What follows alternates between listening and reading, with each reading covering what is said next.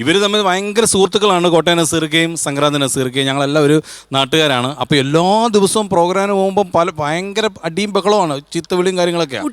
കൂട്ടുകാരാണ്. സ്റ്റേജിൽ വെച്ചിട്ട് ഉണ്ടാവുമല്ലോ കയ്യിൽ. അതെ, ഈ രഘുവളിയനുണ്ട്.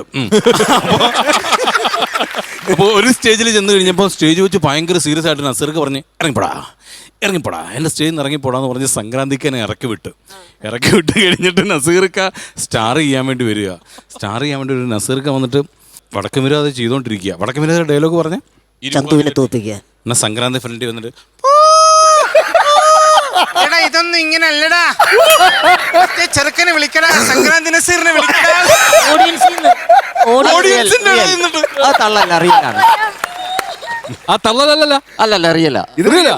പക്ഷെ വേറെ കാര്യം ഉണ്ടായി. കമ്മിറ്റിക്കാര് വന്നിട്ട് ഉഴപ്പാനായിട്ട് വന്ന ആളാന്ന് പറഞ്ഞു എടുത്തു. Rajdhani auditorium, Rajdhani auditorium. ഞാൻ പോയി സംസാരിച്ചാണ് അഴിച്ചു വിട്ടത്. ഞാൻ പറഞ്ഞതും ഒറിജിനൽ റിയൽ ആണ്. അല്ല വേറൊരു സാധനം ഉണ്ട് കേട്ടോ. അങ്ങനെയാണ് ഈ അളിയനെ കുറിച്ച് പറയാനായിട്ടാ. അളിയനാണ് കുറി വീണത്. അളിയൻ മിണ്ടായിരിക്കുമല്ലായിരുന്നു. അളിയൻ എന്തിനാണ് അത് മെയിൻറ്റെയിൻ ചെയ്ത് പോയാ പോരെ. ഞാൻ ഒന്നും പറഞ്ഞില്ലല്ലോ.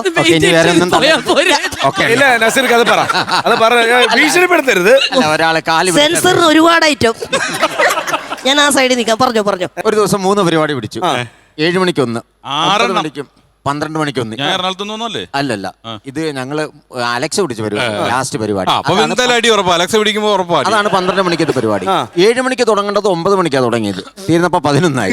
12 മണിക്ക് തുടങ്ങേണ്ടത് 2 മണിയായി തുടങ്ങിയപ്പോ 2 മണി കഴിഞ്ഞ് 3:30 ആയപ്പോഴാണ് 3ാമത്തെ പരിപാടിക്ക് പോകുന്നത്. അവിടെ 12 മണിയാ സമയം.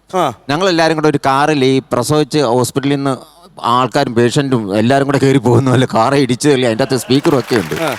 പരിപാടി സ്ഥലത്ത് ചെന്നപ്പം ഗ്രൗണ്ടിൽ ഒരു മനുഷ്യനില്ല, ഒറ്റ മനുഷ്യനില്ല. ഒന്ന് വഴി കാണിക്കാൻ വേണ്ടി വേറെ ഒരുത്തൻ ആ വണ്ടിയുടെ ഫ്രണ്ടിൽ കയറി അജീനെ എടുത്ത് മടി വെച്ചും ഫ്രണ്ടിൽ കയറിയിരുന്നു. കാറ് നിന്ന് അവിടെ ചെന്നപ്പോൾ കമ്മിറ്റിക്കാർ പാട്ട് വെച്ചിട്ടുണ്ട്. വെളുപ്പിനത്തെ പാട്ടാണ് വെച്ചിരിക്കുന്നത്. അത് നട തുറക്കുന്നതിൻ്റെ ആ സമയത്തൊക്കെ ഉള്ള പാട്ടാണ് വെച്ചിരിക്കുന്നത്. പറഞ്ഞാൽ അവർ കയറി വാ എന്ന് പറഞ്ഞാൽ വണ്ടി അങ്ങോട്ട് കയറ്റി. ഡോറ് തുറന്ന് ആ വഴി കാണിക്കാൻ വന്നുകൊണ്ട് ആദ്യം ഒരെണ്ണം കൊടുത്തു, ഒരൊറ്റയടി. അപ്പോൾ അവൻ പറഞ്ഞു, എൻ്റെ പുണ്യേട്ടാ ഞാനിതിലുള്ളതല്ലേ, ഞാൻ വഴി കാണിക്കാം, അപ്പം നിനക്ക് തന്നെ അത് ആദ്യത്തെ ഇരിക്കട്ടെ. അപ്പോൾ അജി പറഞ്ഞു ഞാൻ ചെന്ന് സമാധാനിപ്പിക്കാമെന്ന് പറഞ്ഞു. അവരെ ഒന്ന് പറഞ്ഞിട്ട് നമുക്ക് എന്തെങ്കിലും പറഞ്ഞ് ഇവിടെ നിന്ന് ഊരിപ്പോകാം എന്ന് പറഞ്ഞ് അജി അങ്ങോട്ട് ചെന്നു. കുറച്ച് നേരം കഴിഞ്ഞിട്ട് അജിയെ കാണുന്നില്ല.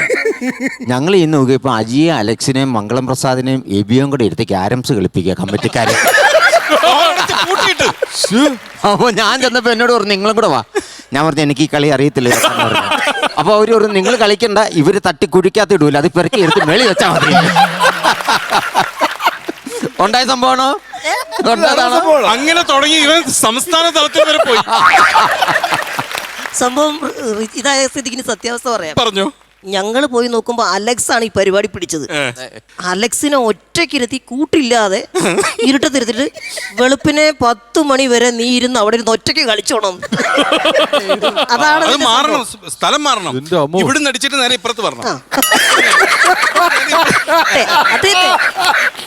അങ്ങനെയാ, ഒരു സ്ഥലത്തല്ല, പക്ഷെ ഒറ്റ ഇട്ടേ ഇല്ല.